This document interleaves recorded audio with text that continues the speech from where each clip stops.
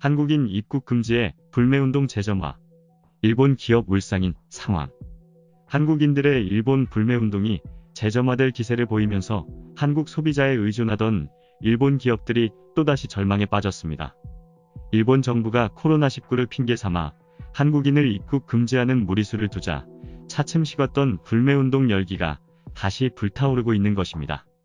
불매운동은 지난해 7월 일본 정부가 강제징용 판결에 대한 보복성 수출 규제를 하자 한국인들이 자발적으로 일본 제품을 거부하면서 시작되었습니다.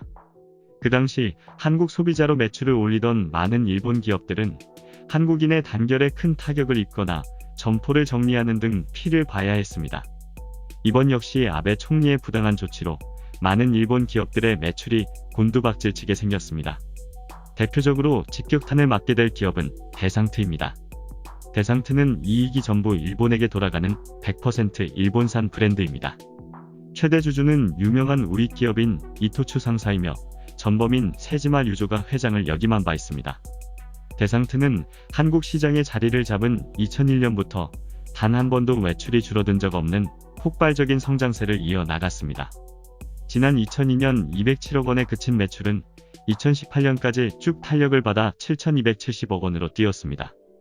2015년부터는 한국에서 벌어들이는 매출과 영업이익이 일본보다 많다고 알려지기도 했습니다. 최근 10년 동안에는 매년 두 자릿수 성장을 거듭해오며 스포츠 분야뿐만이 아닌 학생들 사이에서도 인기가 높아 부모님 등골을 휘게 만드는 브랜드가 되었습니다. 높은 제품 가격에도 불구하고 대상트는 세계 매출 비중에서 한국이 절반을 차지할 정도였습니다. 2018년 기준 대상트의 총 매출은 1조 6,259억 원이며 이 중 한국 매출은 8,243억 원이었습니다. 오르기만 할 줄 알았던 대상트의 매출은 불매운동을 시작으로 그 기세가 한풀 꺾였습니다. 프랑스어로 활강이라는 뜻을 가진 대상트가 불매운동에 떠밀려 이름값을 하고 있는 것입니다. 이는 한국에서 발생한 첫 적자였습니다.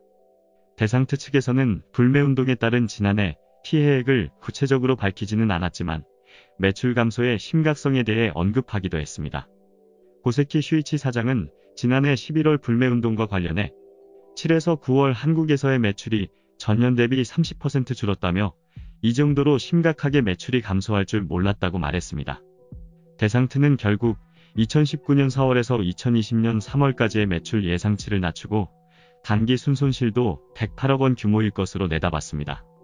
대상트는 처음 순이익 예상치를 566억 원으로 전망했으나 불매운동이 일어나면서 순이익을 75억 원으로 조정했다가 다시 순손실 108억 원으로 변경했습니다. 지난해 상반기 지속적인 상승세로 수익을 거두고도 하반기부터 시작된 불매운동의 역풍을 맞은 것입니다. 16년 동안 가파른 성장세를 유지하던 기업이 고작 6개월 만에 휘청이며 처음으로 쓴맛을 봤습니다. 여기에 올해부터는 배당금도 지급하지 않으며 사업 투자와 협업을 보류하고 채용에 관한 모든 사항을 멈추어 둔 상태입니다. 매출에서 한국 소비자의 비중이 반을 차지하고 있는 만큼 불매운동으로 인한 손해는 피할 수 없다는 판단을 내린 것입니다. 대상트의 추락은 한국인이 똘똘 뭉치면 무엇이든 할 수 있다는 예를 단적으로 보여주고 있습니다. 지난해는 손실이 100억 원에 불과했지만 올해는 연초부터 이 같은 상황이 지속된다면 대상트의 적자폭은 더욱 커질 것입니다. 이렇듯 한국 국민들의 자발적인 일본 불매운동이 계속되어서 한국에 빨대 꽂고 있던 일본 기업들이 떠나고 그 자리를 건실한 한국 기업들이 메꾸기를 기원하겠습니다.